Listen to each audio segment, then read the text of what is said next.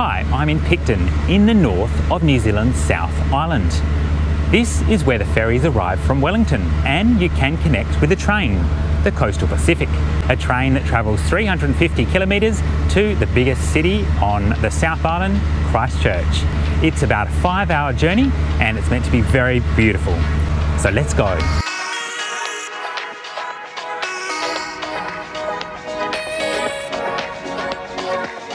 In this video, we'll check out the Scenic Class carriages, try the onboard food and drink, and take in the incredible views, from pink lakes and beautiful beaches to snow-capped mountains and rolling plains. We'll also learn a bit about the destructive forces that closed this line for almost 2 years. Come along on what just might be one of the best railway journeys in the world. The town of Picton is located in the Marlborough Sounds and is home to about 5,000 people. It's a key part of New Zealand's road and rail network, connecting the South Island with Wellington by ferry. A new ferry terminal and precinct is under construction here. The railway station is only a short distance from the Inter-Islander ferry terminal.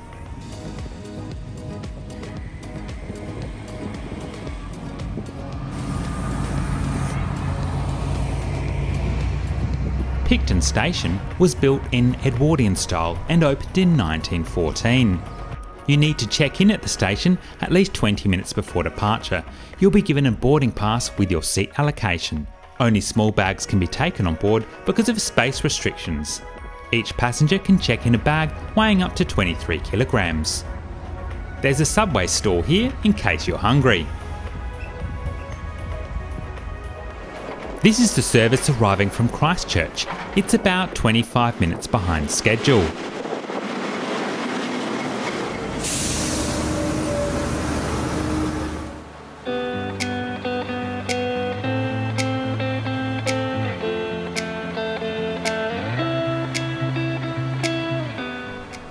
A short while later, the loco which hauled the train in heads off to the yard. A different loco will take our train to Christchurch. These locos are going to lead a train comprising wagons that have just come off the ferry, though the train won't depart Picton until after the Coastal Pacific. During this time, the onboard crew of the Coastal Pacific have their scheduled lunch break, so we're not yet able to board. Our train comprises the luggage car, 2 passenger cars, a cafe car and an open-air viewing car. They're the same types of carriages as found on the Northern Explorer. Boarding begins at 1:38, about 20 minutes behind schedule. I'm in carriage C, which is near the front of the train. Once everyone's on board, the carriages are locked while the loco is attached, so we won't get to see that until later. As you can see, there's limited space in the overhead racks.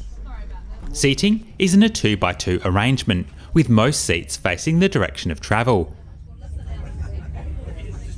The seats feature a tray table and a seat pocket containing a menu and headphones for the GPS triggered audio commentary. The seats are pretty comfortable.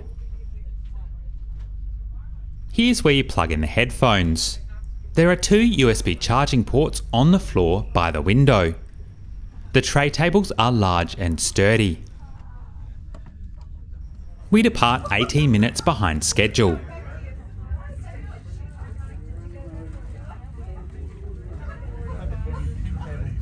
Good afternoon everyone, welcome on board your Coastal Pacific bound for Blenheim, Kaikōura, Rangiora and Christchurch. My name is Phoebe, I'm the onboard services manager and today you're joined by Caitlin, Matthew and Ashley. We're here to ensure you have a safe and comfortable journey. If we can do anything to make your journey more enjoyable, please let us know. Folks, we will endeavour to try and make up this time along the way. And again, my apologies for this. And if you are wishing to change seats, please do speak with a crew member before doing so, as we do have a number of other guests joining us along the way. In an emergency, follow all crew member instructions to stop the train in an emergency. There's an emergency stop button located at the end of each carriage. If activated, please remain alongside the button until the crew member arrives. Emergency exits are located on both sides of the train. Take a moment now to locate your nearest exit. If the train stops, please stay on board unless you're at your destination or have been advised by crew that you can disembark. We ask that you take care when moving around the train, especially when walking between the carriages, and it is a requirement that shoes are worn at all times by all customers when moving around the train, and children are to be accompanied by an adult. Toilets are located at the front of each car and in the cafe carriages, but you'll also find an accessible toilet. Remembering that overhead coat racks are for lightweight items only, like hats and jackets. Anything heavier you have brought on board must be placed at floor level. And one of our highlights of our service is our open air viewing carriage, located at the very front of the train. You do hold on to your personal items carefully, as anything lost over the side will remain lost. Again, children are to be accompanied by an adult out there at all times, and no smoking on the outdoor viewing deck. Please take a moment now to review the important safety information card.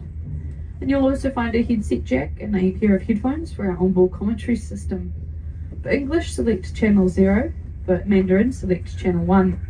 You'll hear a tone throughout the carriage approximately 1 minute before the commentary commences, and you'll see the green band on the overhead screens. This is when the commentary is playing. We have a range of hot and cold beverages, snacks and meals. If you have any questions, please don't hesitate to ask one of your crew. Sit back, relax and enjoy the journey. With those formalities out of the way, let's take a look at our route. We'll start by heading through the Marlborough wine region, en route to the Pacific Ocean, including a stop at Kaikōura, famous for its marine life. Soon after, we'll head inland across the Canterbury Plains before arriving in Christchurch this evening.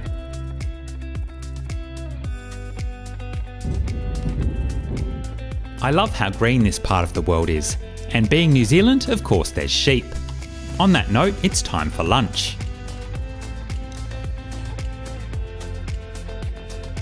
Here's a look at the complete food menu. There's a choice of sandwiches, hot meals, salads and sweets. Let's head to the cafe car to check them out.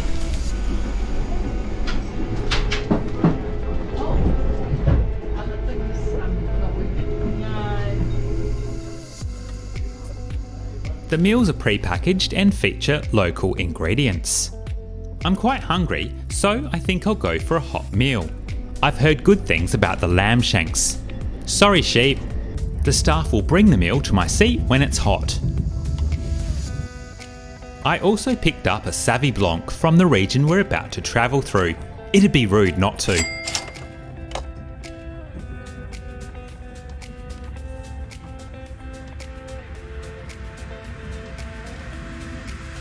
For a microwave meal, it looks pretty good, although not exactly cheap.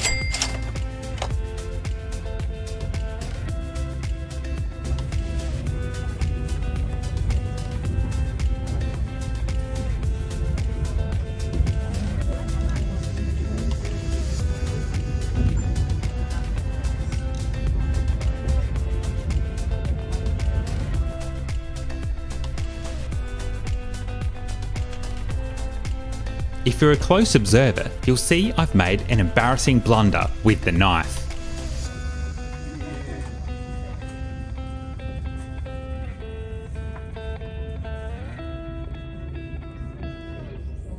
The Wairau River is one of the longest rivers on the South Island, stretching 170 kilometres.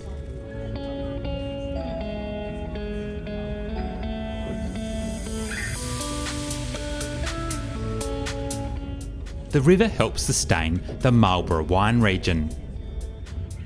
Speaking of which, this is a winemaking facility.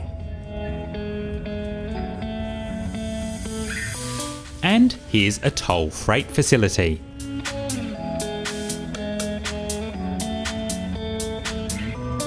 Marlborough is New Zealand's largest wine growing region, producing about 3/4 of all New Zealand wine, and most famous for its Sauvignon Blanc. There are more than 30 cellar doors you can visit.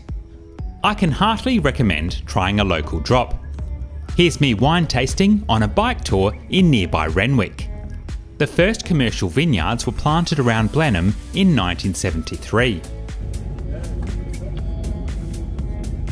Ladies and gentlemen, just coming into the township of Blenheim. Just picking up a number of guests here. Blenheim is the biggest town in the region.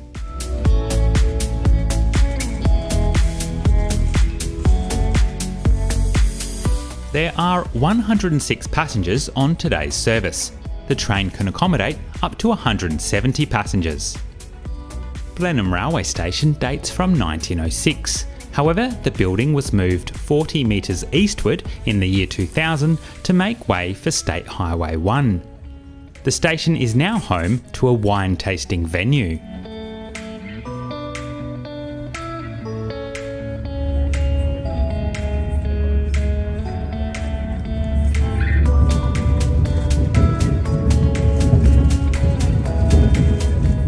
Phoebe, I'm the onboard services manager, and today you're joined by Caitlin, Matthew and Ashley. We're here to ensure you have a safe and comfortable journey. If we can do anything to make your journey more enjoyable, please let us know.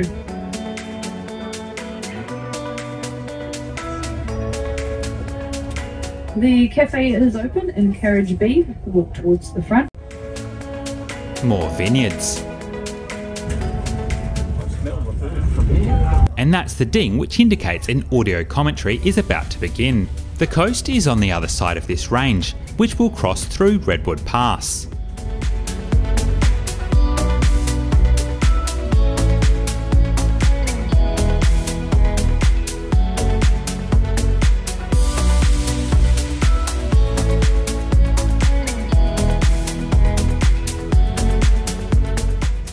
Here's a look at the timetable for today's train.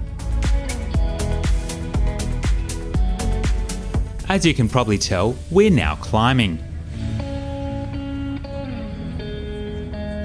In the distance is Cook Strait. In good weather, you can even see New Zealand's North Island from here.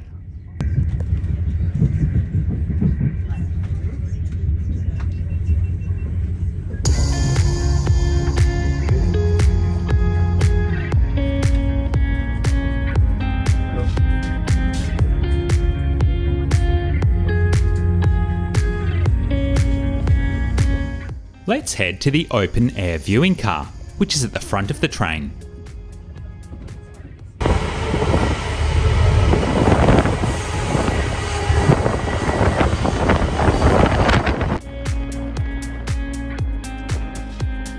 The bridge we're traversing was built in 1901 and for many years was both a road and rail bridge, with cars travelling on a deck below the one we're using. A new road bridge opened in 2008, and the old vehicle deck was deemed too expensive to retain for pedestrians and cyclists, so it was decommissioned. Here's the new road bridge.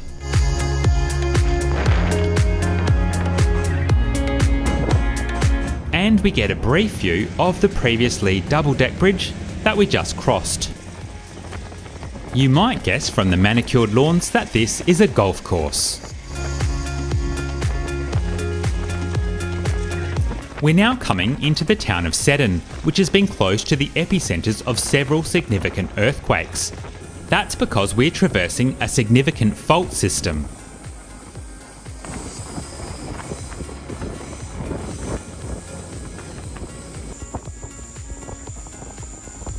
Strong winds, sunny weather and low rainfall in this area gives rise to high evaporation rates, ideal for salt production, which is what you can see here. Seawater from the Pacific Ocean is pumped into Lake Grassmere. Warm, northwest winds blow across the lake, evaporating water and increasing the concentration of salt. The salty water is pumped into holding pens, then into shallow crystallisation ponds.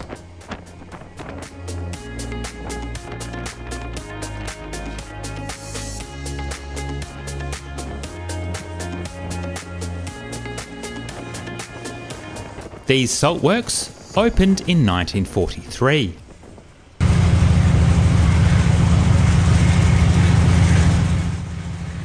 You can really hear the V12 turbocharged engine of our loco at work here.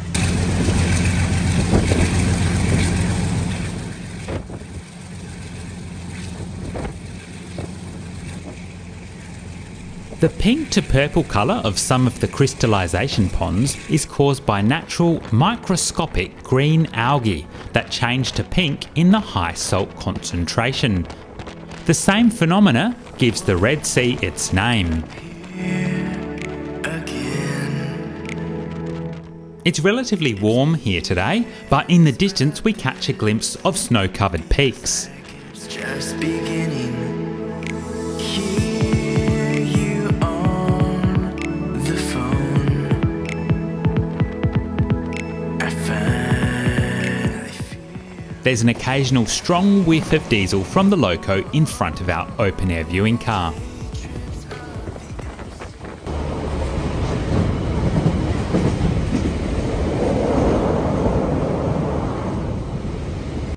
This is definitely the best seat in the house. Well, if there were seats. Back at my actual seat, the crew comes through selling ice creams. And we reach the coastal views that give this train its name. We'll follow the coastline for the next 98 kilometres.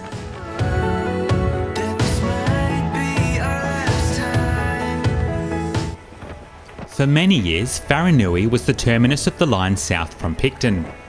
World War I and the Great Depression meant the main North Line we're travelling on wasn't connected to the line north from Christchurch until 1945.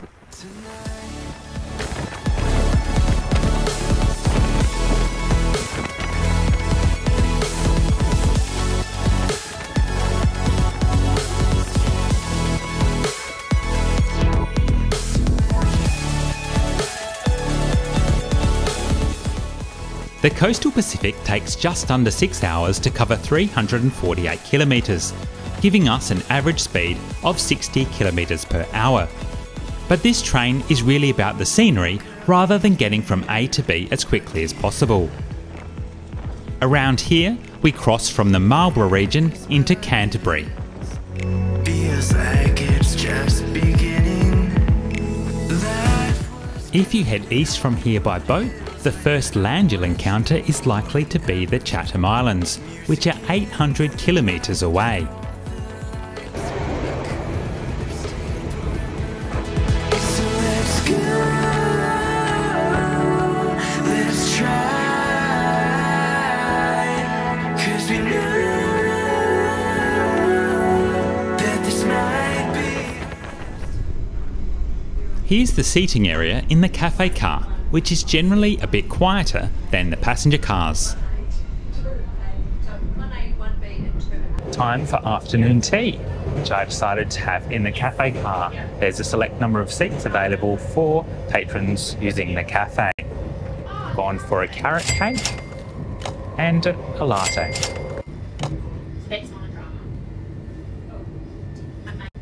Yep, it's pretty good.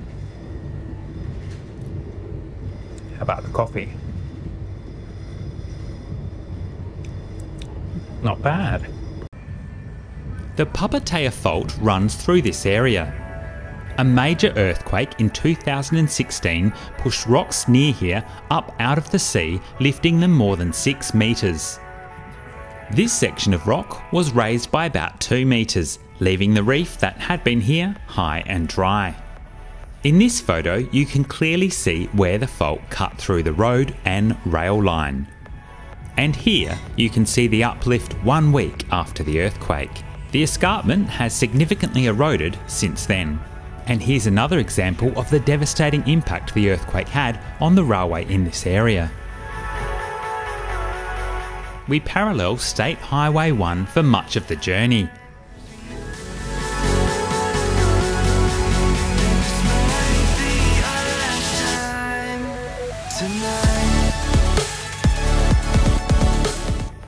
This area is home to hundreds of New Zealand fur seals. The seals tend to be the same colour as either the rocks or the shadows. But with a bit of practice, you'll spot them. Here's one.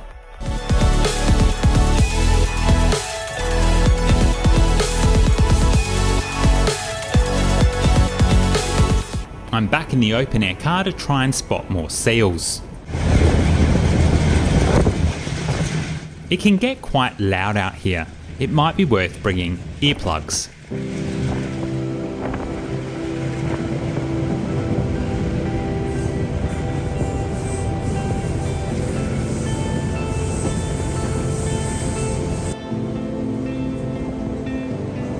There are 20 tunnels on the main North Line, and all but one of them are clustered in this 30-kilometre stretch.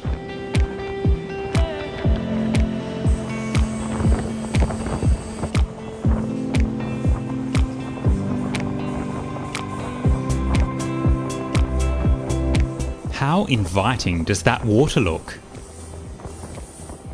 The stunning Kaikōura Ranges come into view. It could be an image from a postcard.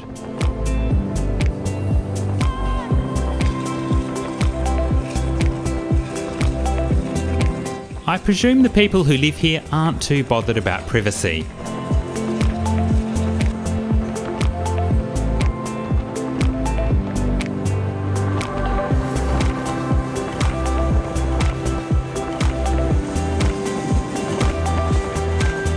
The Kaikōura Ranges are two parallel mountain ranges formed along the Marlborough Fault system. This is the more eastern of the ranges, the seaward Kaikōuras. There are also the inland Kaikōuras, which are the loftier of the two ranges. The ranges began to emerge from the sea 30 million years ago and continue to uplift today.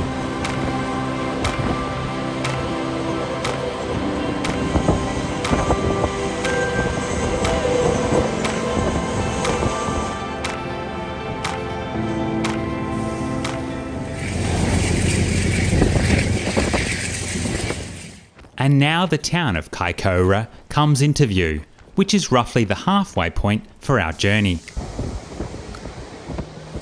I really enjoy the sensation of being somewhere relatively warm on the coast and yet able to see snow-capped mountains.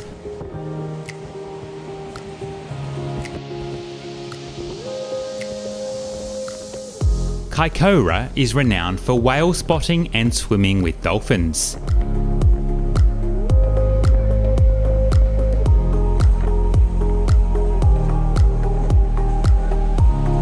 Sperm whales feed off the coastline here year-round. The area is also known for its crayfish. In the Maori language, kai means to eat, koura means crayfish. Apologies if my pronunciation is a bit off.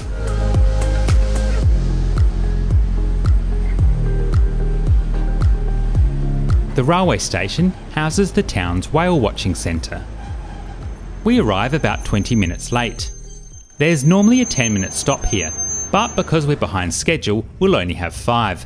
Still, it's great to get out and stretch your legs, take in the views, and we finally get a chance to see our loco.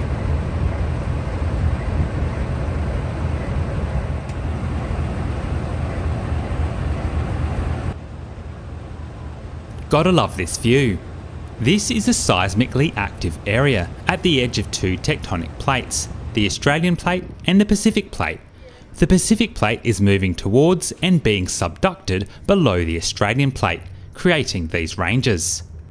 Kaikōura was where the line from the north and south finally met in December 1945. Dozens of freight trains ply this route each week. Here's a freight train beginning its journey north from Christchurch.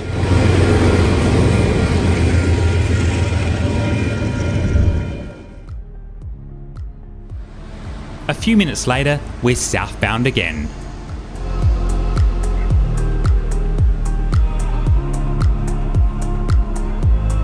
Some people break the journey here. There are a number of tour operators.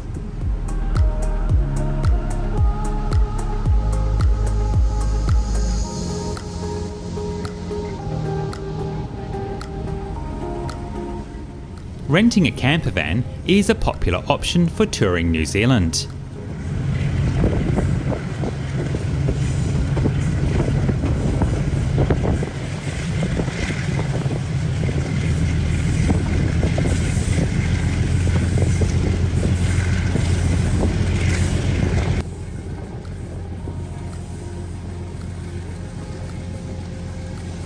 We head inland. But don't worry, we'll be back on the coast shortly.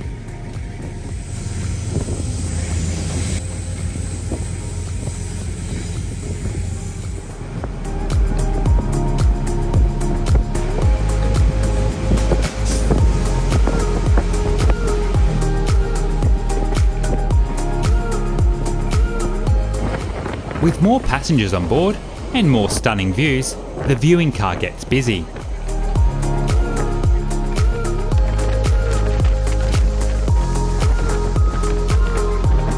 I missed the Kahutara River Bridge, so here's a pic of a northbound service.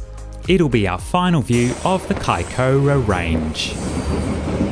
We're going to pass through 14 tunnels over the next 19 kilometres.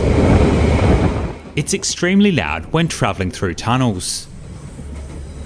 This is one of the longest tunnels on the main North Line.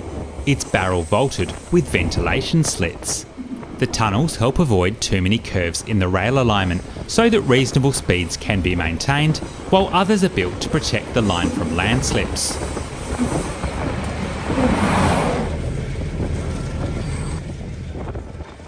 If you're heading towards Christchurch, the best views are from the left-hand side. You cannot choose your seats when booking online. However, once you've made a booking, you can contact the Great Journeys of New Zealand booking centre by phone or email to put in a seating request. There's no guarantee, but I got my preferred seats on both the Coastal Pacific and the TranzAlpine. 2 minutes after midnight on 14 November 2016, this region suffered a magnitude 7.8 earthquake on multiple faults. It lasted for about 2 minutes and caused significant damage, with more than $1.8 billion in insurance claims being made.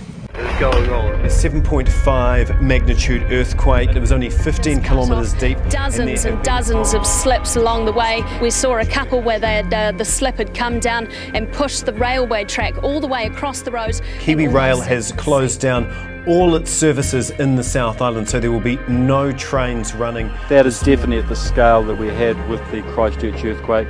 And as you can see, there's still aftershocks going. So as we send our staff out to inspect, we've got to bring them back. Rebuilding it is going to be the biggest job in the South Island since we built the main North Line at the end of the Second World War. 190 kilometres of track was damaged, as well as 20 of the route's 21 tunnels and 60 bridges. Limited nighttime freight services resumed 10 months later, although the line did not completely reopen until almost 2 years later. There's no doubt the rebuild was an impressive engineering feat.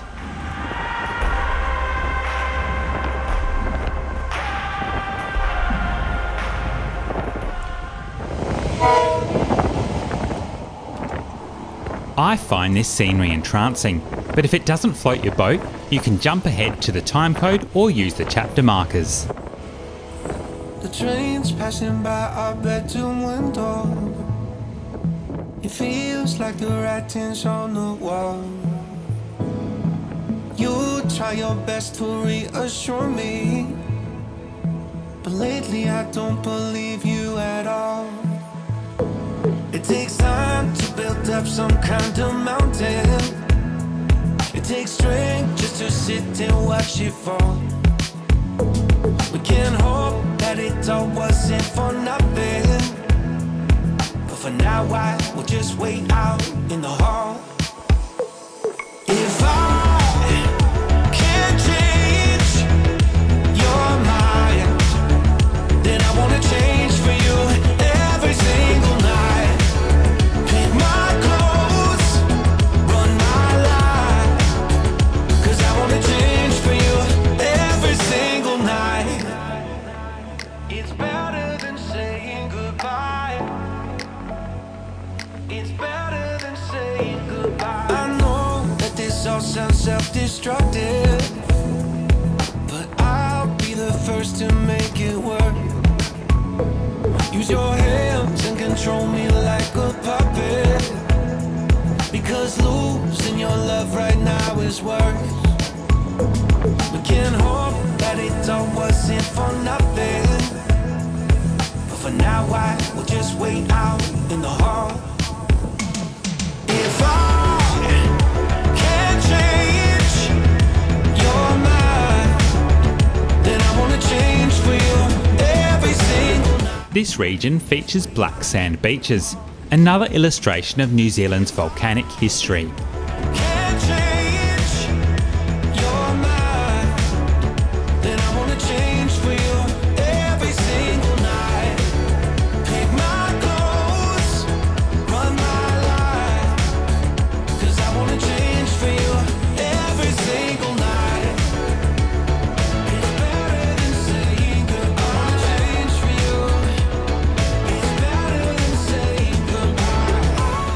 it'd be hard to be much closer to the Pacific.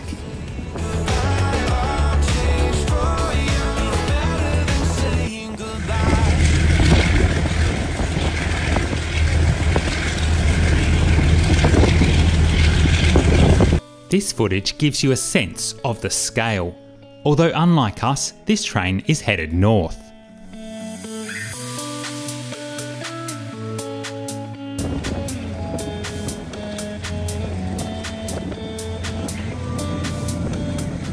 This viaduct sneaks up on you, appearing shortly after a long tunnel.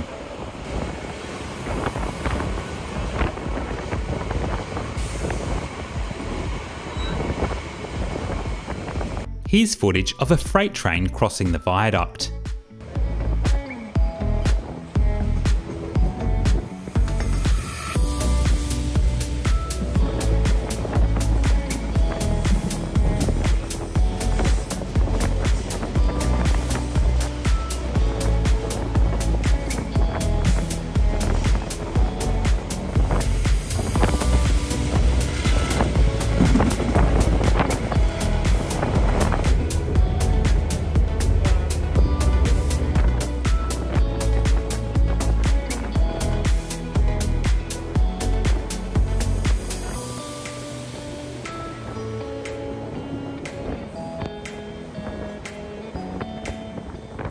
This will be our final view of the coast. We now head inland to the Canterbury Plains.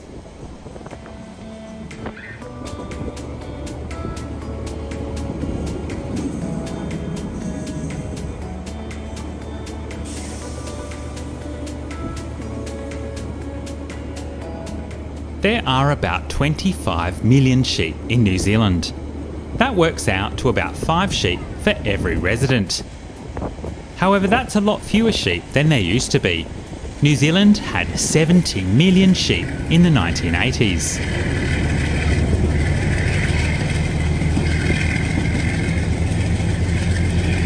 The line speed here is 70 km per hour because of the curves.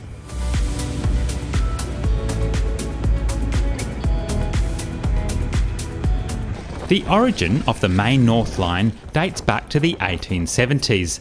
Designed to link the farms and rural industries of the Canterbury Plains with Christchurch.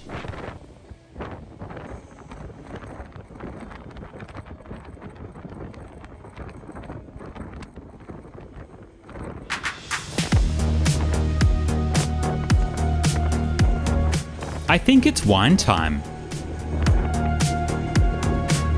I decide to go with bubbles.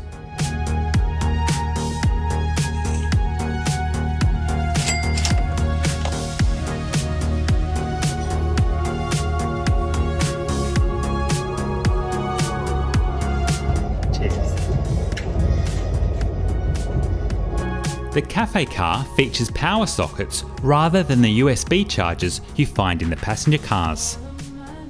Here's another example of the damage done by the 2016 earthquake. We have several assets that have sustained major damage, such as Bridge 90, where there has been a large amount of damage that has effectively destroyed the bridge. To rebuild it quickly, Kia Rail is making use of emergency bridge spans that we keep for such situations.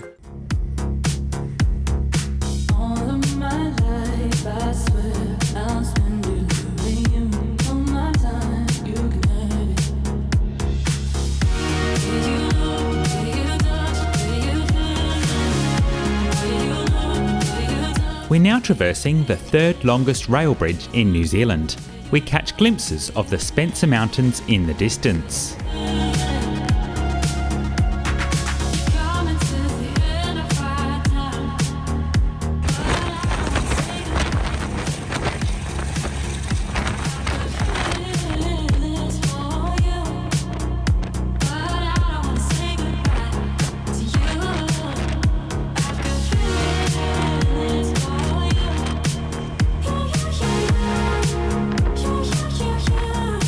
We follow the Hurunui River.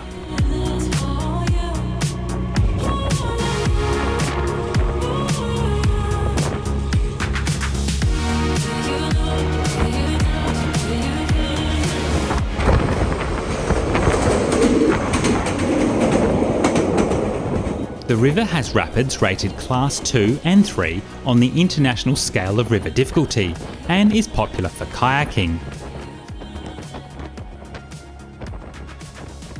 I found a video aboard the Coastal Pacific by Doc 7 Austin extremely useful in putting this video together. I'll include a link in the description if you want to check out his video. It's extremely windy now that we're reaching speeds of up to 100 km per hour.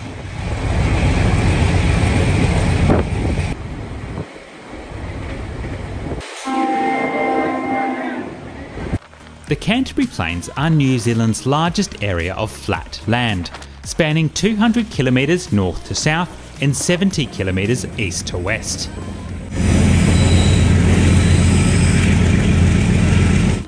The area produces more than 80% of New Zealand's grains, crops and seeds.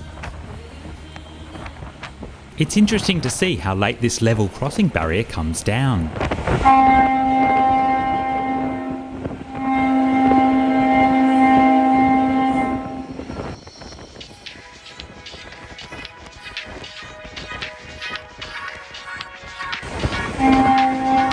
The Waipara Valley is sheltered by the Teviot Hills. It has high summer temperatures and low rainfall, making it ideal for growing wine grapes. The region is home to more than 26 wineries and 80 vineyards. There's some kind of festival underway here.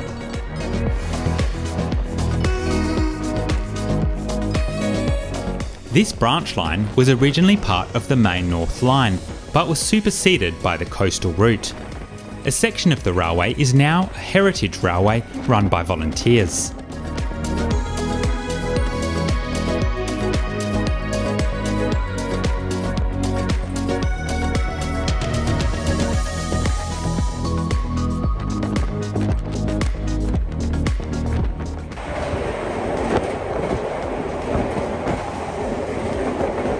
Time for a loo review. Quick look in the bathroom. There's a dryer, sink, soap, standard toilet, toilet paper. There's also a baby change there. The accessible toilet is located in the cafe car. Once again, we're following State Highway 1, which continues all the way to the bottom of the South Island.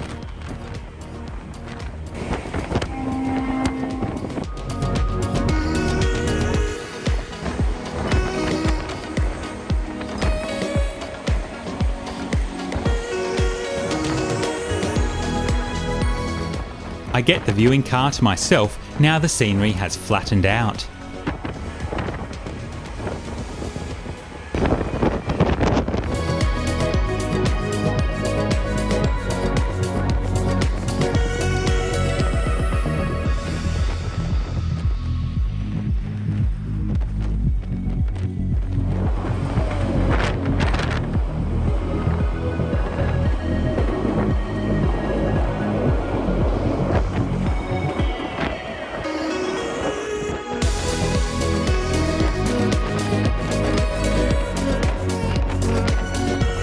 We're now coming into the penultimate station, Rangiora.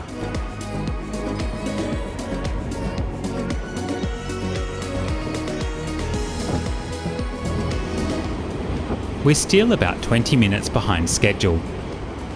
Rangiora is a town in its own right, but is classified as part of the Christchurch metropolitan area.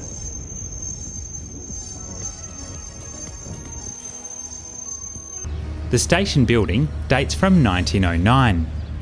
A few passengers alight here. I like the way we can see the diesel fumes by the shadow on this building.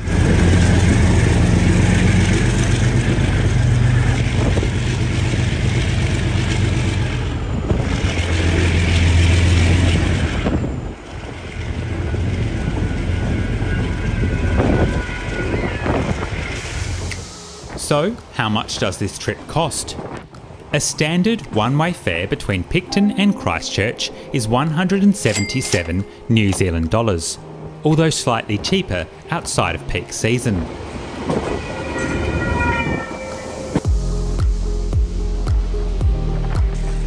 So, what did I make of this journey? The Coastal Pacific is currently my favourite rail journey in New Zealand. For starters, I love the combination of stunning coastal views with impressive mountains. At just under 6 hours, it's also less of a mammoth journey than the 10+ hour trip on the Northern Explorer. And there's a lot less hype compared to the TranzAlpine, so it easily exceeds my expectations. The Coastal Pacific stops operating from 30 April for the winter. It will return on 21 September 2023 with a long weekend service, running Thursdays, Fridays, Saturdays and Sundays, but should increase back to a daily frequency in summer.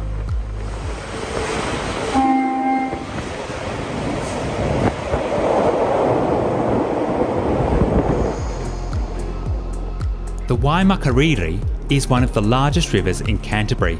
It flows for 151 kilometres from the Southern Alps across the Canterbury Plains to the Pacific Ocean. The name comes from the Maori words wai, meaning water, and makariri, meaning cold.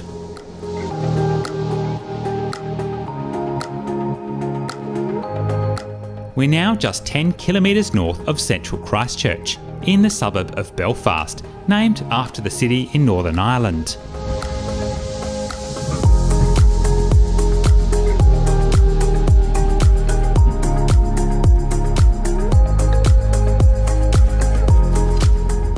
Around the conveyor, no standing on that, thanks. The taxis and Ubers are found out the front of the station building through the sliding doors. The station is around 3.5 kilometres from the city centre, and the Christchurch airport is around 9 kilometres from the station. If you have any questions, please don't hesitate to ask.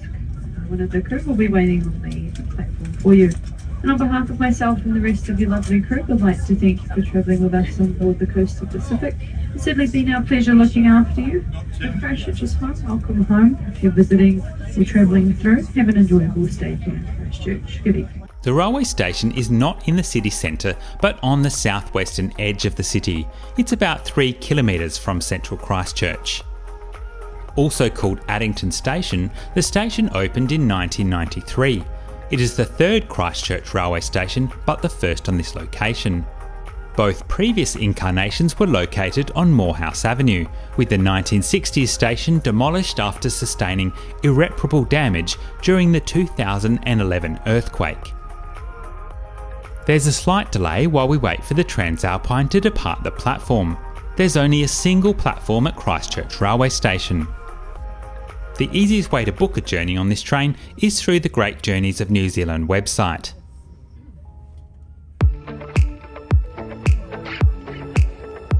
And that's the TranzAlpine, which is shunted onto the through line beside us after arriving from Greymouth.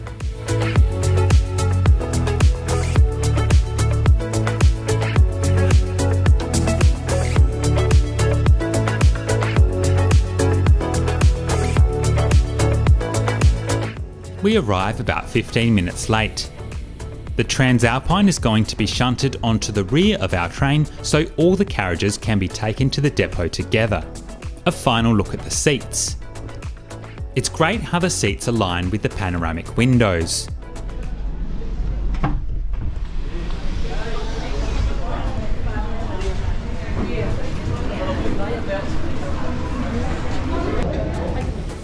Luggage is delivered on this unusual conveyor belt.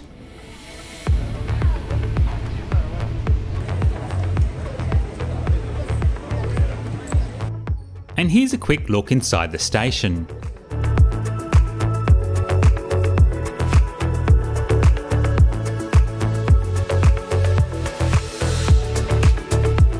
Here I am at Christchurch Station after a fantastic journey aboard the Coastal Pacific. It's a wonderful train journey and I think you should definitely give it a go. In my next video, we're taking New Zealand's most famous train, the TranzAlpine. Widely considered one of the world's great railway journeys, be sure to subscribe to experience the trip across the Southern Alps. Hope to see you then.